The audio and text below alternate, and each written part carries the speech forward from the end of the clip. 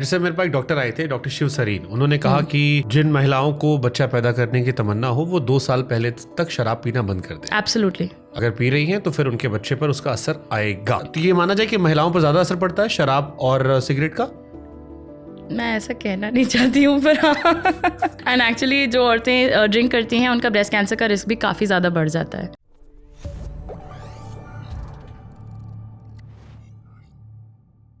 जैसे मेरे पास एक डॉक्टर आए थे, डॉक्टर शिव सरीन। उन्होंने कहा कि जिन महिलाओं को बच्चा पैदा करने की तमन्ना हो वो 2 साल पहले तक शराब पीना बंद कर दें। एब्सोल्युटली। अगर पी रही हैं तो फिर उनके बच्चे पर उसका असर आएगा। Strongly agreed.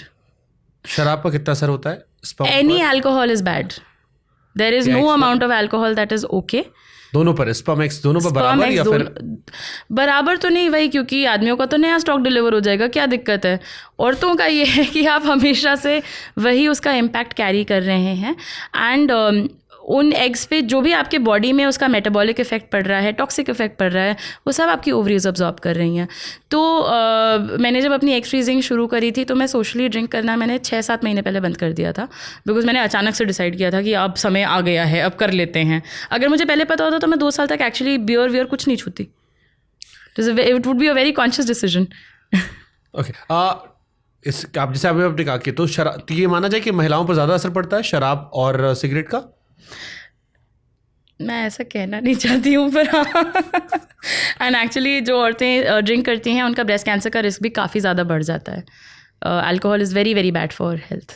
But I think आज के टाइम में तो फिर काफ़ी लोगों को सुनना चाहिए, क्योंकि अभी ट्रेंड काफ़ी तेज चेंज हुआ है। Yes, it is very unfortunate specially for the party people, पर है मतलब I think in last 1 decade specially बहुत तेज चेंज हुआ है। अभी लड़कों में फिर भी थोड़ा कंट्रोल होना शुरू हुआ है, लड़कियों में बढ़ गया है काफ़ी तेज। सोशल ड्रिंकिंग का कल्चर बहुत तेज़ आ गया है and I think everybody needs to be aware of it. एक तो प्रॉब्लम ये है कि पहले की रिसर्च भी बड़ी ऐसी टेढ़ी मेढ़ी थी, बोलते थे red wine is good for your heart, ये वो। अभी वो सब डिबंक हो गया है क्योंकि हमने स्टडीज़ में फ्लॉज देखे, बहुत बड़े बड़े फ्लॉज देखे। तो एक बार अगर ब्लंटली बताना, वो लड़कियां जो दिन में टल्ली होती हैं या सुट्टा मारती हैं, कि क्या होने वाला है? सारे बच्चे लोग सुट्टा छोड़ दो और लड़कियां specially, alcohol is very very harmful for you, पर मेरा एडवाइस फिर भी सबके लिए है, सारे बच्चे लोग सुट्टा और अल्कोहल दोनों छोड़ दो। मैं ऐसे किसी की पर्सनल प्राइवेसी पे इन्फ्रिंजमेंट नहीं करना चाहती हूँ। हाँ, लेकिन आपने खुद छोड़कर अपने एक्स फ्रीज करवाए थे। जो मेरा काम है इन्फॉर्मेशन देना, उस इन्फॉर्मेशन का लोग क्या करें that is their business, not my business. Okay. Periods के टाइम में प्रेगनेंसी ज़्यादा चांसेस है?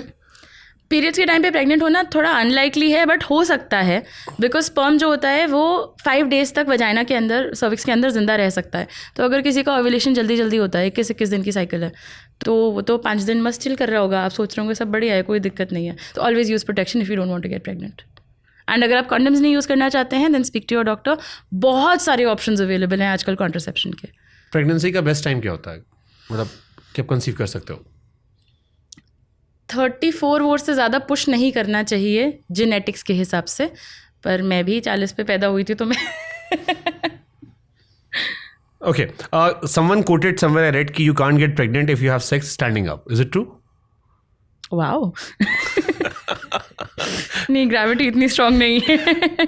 You can get pregnant if you having sex standing up, you can get pregnant if you having sex in a swimming pool, you can get pregnant if you having sex on your period, you can get pregnant in a whole lot of ways. But कहीं chances ज़्यादा होते हैं जल्दी होने के, अगर आप ovulation के टाइम पे आसपास करेंगे तो, क्योंकि जब एग रिलीज़ हुआ है तो वो तो तैयार बैठा हुआ है कि भाई आइए यहाँ तो प्रेगनेंसी के सारा माहौल बने हुए हैं।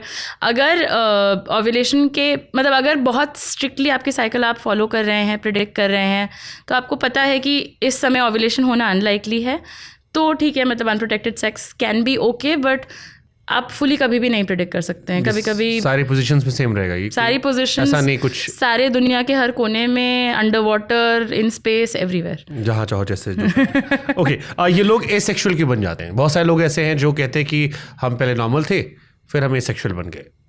तो पहली चीज़, एसेक्सुअल होना अब नॉर्मल नहीं है, that is the first thing I would like to highlight. दूसरी चीज़, ये एक वेरिएशन होता है, किसी की नाक बड़ी होती है, किसी की नाक छोटी होती है, कुछ लोगों को सेक्सुअल डिज़ायर बहुत एक्सपीरियंस होती है, कुछ को नहीं होती है।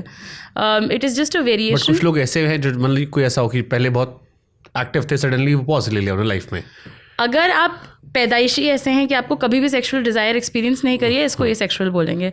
अगर आप सडनली कुछ मतलब नॉर्मल हेल्दी सेक्सुअल एक्टिविटी के बाद सडनली आपका ऐसे कुछ चेंज हुआ and you don't feel that desire any more, ये हाइपो एक्टिव सेक्सुअल डिज़ायर कहते हैं इसको हम। ऐसे में काफ़ी सारी मेडिकल कंडीशंस हो सकती हैं, स्ट्रेस हो सकता है, हार्मोनल इश्यूज़ हो सकते हैं जिसकी वजह से ऐसा हो जाए। इस केस में डॉक्टर के पास जाए। स्ट्रेस कौन सी चीज़ नहीं करता है? नींद उड़ाता है, वेट गेन कराता है, हार्ट अटैक कराता है, ब्लड प्रेशर बढ़ाता है और स्ट्रेस सबकी ज़िंदगी में भरपूर रहता है। बाल पका देता है, बाल झड़वा देता है, आंखें कमज़ोर कर देता है, सेक्सुअल लाइफ ख़राब कर देता है। तो इसलिए मैंने पूछा क्या नहीं करता है। नंबर 1 स्टार दुनिया का ऐसी कोई चीज़ नहीं है जो स्ट्रेस नहीं करा सकता। तो खुश रहे। हाँ, ओवरऑल काफ़ी चीज़ें अपने आप सॉर्ट आउट हो जाएंगी। हाँ। ओके आप जिस इंडस्ट्री में हो, जैसे आपने कहा कि बहुत सारी चीज़ों को लेकर टैबू रहे हैं, कभी आपने अपनी इंडस्ट्री में फेस किया? जैसे अभी आपने कहा ना संस्कृति, शुरू में कहा संस्कृति का जिक्र किया, लोग कहते हैं संस्कृति के खिलाफ जा रहे हो। कभी ऐसा हुआ कि अपनी इंडस्ट्री में आपने फेस किया कुछ सेक्सिज्म या कुछ? इन मेडिसिन, हाँ, जब मैंने डॉक्टर क्यूटरस शुरू किया था तो एक बहुत बड़ी फेमस गायनेकोलॉजिस्ट हैं, हम लोग एक कॉन्फ्रेंस में मिले थे उनसे। वो मेरी मम्मी के पास आके बोली, मेरे घर का नाम तमन्ना है, वो मेरी मम्मी के पास आके बोली ये तमन्ना को ये सब क्यों करना पड़ रहा है। मतलब जैसे मैं कोई मजबूरन वर्ष ऐसे एजुकेशन लाइन में आई हूँ सेक्स एजुकेशन के बारे में, तो बहुत टैबू है अभी भी। एंड लोग बहुत आई थिंक शुरू में काफ़ी लुक डाउन करते थे that you know I talk about sexual health. तो ठीक है, मतलब धीरे धीरे सब बदलता है, ये भी बदलेगा, इम्प्रेशन बदलेंगे। मेरा एजेंडा है लाइफ में कि मैं सेक्स एजुकेशन का बिल पार्लियामेंट में लेके आऊँ कि स्कूलों में ये कॉन्वर्सेशन पहुँचे, लोग अपने शरीर में शर्म ना फील करें। फरवरी 2024 में बॉम्बे जैसे बड़े शहर में एक लड़की ने सुसाइड कर ली थी बिकॉज उसको पीरियड्स आ गए थे और उसको पता नहीं था उसके साथ क्या हो रहा है, 2024 में। इतनी शर्म की बात है। मैं जिस मिशन के साथ अपना काम कर रही हूँ, मुझे बहुत बुरा लगा ये जान के कि यू नो इतना चिल्लाने के बाद भी इतने सारे सेक्स एजुकेटर्स हैं ऑनलाइन, हम सबके काम के बावजूद आज भी ये स्थिति है। तो द लार्ज एजेंडा इज़ कि यू नो मरने से पहले मैं चाहती हूँ कि हर स्कूल में बेसिक बॉडी लिटरेसी का कॉन्सेप्ट हर किसी को समझाया जाए। लड़कों को पीरियड्स के बारे में सिखाया जाए, लड़कियों को तो सिखाया जाना ही चाहिए। और बेसिक बॉडी के फंक्शंस, बॉडी में चेंजेस क्या आते हैं, ये सबको बिना शर्म के सिखाना चाहिए। We should not hold any shame in the science of our body. 2022 में आपको अवार्ड मिला था, कौन सा? क्रिएटर वाला। कौन सा? बेस्ट क्रिएटर का आई थिंक आपको अवार्ड मिला था, अवेयरनेस फैलाने के लिए नीति आयोग की तरफ अच्छा, से। नीति आयोग वाला, ओके। हाँ, सारे याद रहते हैं अवार्ड्स। मतलब लिस्ट बनाती हूँ, ऐसे अच्छा लगता है ना, देख के मोटिवेशन मिलता है। नीति आयोग वाला आई थिंक वो इम्पोर्टेंस रखता होगा। हाँ जी, काफ़ी बहुत कूल था, स्पेशली बिकॉज सरकारी लेवल पे इस तरह का recognition it was a new thing. मैंने हार्डली 1.5 साल पहले कंटेंट शुरू किया था एंड देन इवेंचुअली काफ़ी सरकार के साथ काम करने का मौका मिला, which was very exciting to see कि हमारे जो ऑनलाइन कैंपेन्स हैं वो किस तरह से रियल वर्ल्ड में चेंज ला रहे हैं and the government is recognising that और हमारे इनसाइट्स को इन्वाइट करते हैं। तो इट्स गुड, एक्साइटिंग। उससे कुछ बदला नजरिया, उससे जब आपको अवार्ड मिला? मतलब मोटिवेशन मिली। आपके अलावा बाकी, जैसे क्योंकि नीति आयोग की तरफ से था, जैसे आपने कहा ना, एक डॉक्टर ने कहा कि क्या कर रही है, हाँ, उससे क्या चेंज हुआ फिर? मैं शुरू से ऐसे ही हूँ, मतलब कोई भी आके कुछ भी बोल के चला जाए, मुझे जो करना है मैं करूँगी। और मैं इस डिसीजन से आई थी when I got into this space कि मैं इस बारे में बात करूँगी। अब if people don't like it, that's their problem, that's not my problem. My job as a doctor is कि जो मैंने सीखा है वो मैं लोगों को बताऊं, बिकॉज मुझे पब्लिक हेल्थ से बहुत ज़्यादा मोहब्बत है और मैं जानती हूँ कि उसके कितने इम्पैक्ट्स हो सकते हैं। मम्मी ने कभी कहा कि कस्टमर बढ़ गए हैं? फुटफॉल बहुत बड़ी है हॉस्पिटल में, सच्ची में। मेरे मतलब at such a young age मेरे मरीज बाहर से दूसरे शहरों से आते हैं। मैं तो गायनेकोलॉजिस्ट भी नहीं हूँ। हाँ, तो वही मैं कह रहा हूँ, मम्मी ने कहा नहीं कि बेटा भी मम्मी तो बहुत खुश है, मुनाफा बहुत बढ़ गया है। मम्मी तो बहुत खुश है and I think it's very nice जब वो टीवी पे बैठ के मेरा हर पॉडकास्ट देखती हैं। That is I think the biggest award for me. तो मम्मी वाला पॉडकास्ट देखेंगी और फिर मुझे फीडबैक भी देंगी, बेटा यहाँ तुम्हें इस तरह से बोलना चाहिए था, और क्लैरिटी आती। आंटी प्लीज इस पॉडकास्ट से मुझे जज मत करना आप। अरे वो आपकी बहुत फैन है, इसीलिए मैं कह रहा हूँ आज मैं काफी लड़खड़ाऊंगा, काफी फंसूंगा, मेरी नॉलेज डब्बा गोल नजर आएगी। सो जज करना किसी और पॉडकास्ट। द पॉइंट इज कि हंस के सारे कॉन्वर्सेशंस इजी हो जाएंगे। So please keep laughing. Okay, vaginal dryness क्या होती है और क्यों होती है? तो एस्ट्रोजन एक हार्मोन होता है, जैसे हमारे सारे फैंसी क्रीम्स होते हैं, वैसे वजाइना के लिए वो फैंसी क्रीम एस्ट्रोजन होता है। एज लॉन्ग एज आपकी बॉडी में एस्ट्रोजन है, वजाइना अपने आप को मॉइस्चराइज रखेगा, हेल्दी रखेगा। मेनोपॉज के टाइम पे क्या होता है, एस्ट्रोजन और बाकी सारे हार्मोन्स का लेवल कम हो जाता है। काफ़ी और हार्मोनल डिसफंक्शन में भी ऐसा होता है, बट मोस्ट कॉमनली मेनोपॉज में ऐसा होता है। एंड इसकी वजह से वजाइना में बहुत ज़्यादा ड्राइनेस हो जाती है, इसके साथ साथ सेक्स पेनफुल हो जाता है, इसके साथ साथ बहुत ज़्यादा क्रॉनिक यूटीआई होने लगते हैं। जो लोग मेनोपॉजल एज पे होते हैं उनको बहुत यूरिन का इन्फेक्शन होता है, अक्सर किडनी का इन्फेक्शन भी होने लगता है। तो ऐसे केसेस में आप अपने डॉक्टर से कांटेक्ट करें। वजाइनल एस्ट्रोजन मॉइस्चराइजर्स आते हैं, plus of course hormone replacement therapy भी एक ऑप्शन है। क्या चीज़ें जो नहीं पुट करनी चाहिए वजाइना पे? कुछ भी, अनलेस डॉक्टर ने दिया हो। वजाइना एक सेल्फ क्लीनिंग ऑर्गन है, उसमें पानी भी नहीं डालना है।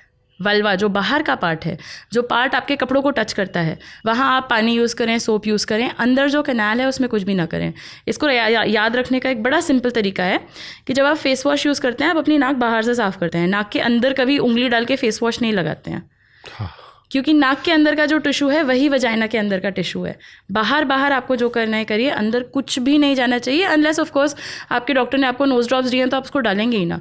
वैसे ही आपके डॉक्टर ने अगर आपको वजाइनल इंसर्ट करने की कोई दवा दी है, कोई मॉइस्चराइजर दिया है, then it's a different thing. Intercourse के टाइम में ड्राइनेस में लोग बहुत सारी चीज़ें यूज़ कर लेते होंगे। बहुत करते हैं और बहुत पीएच इम्बैलेंस के साथ आते हैं, बहुत इन्फेक्शंस के साथ आते हैं। तो अगर इंटरकोर्स के टाइम पे ड्राइनेस हो रही है, पेन हो रहा है, then you can use a vaginal lubricant. Water based lubricants आते हैं।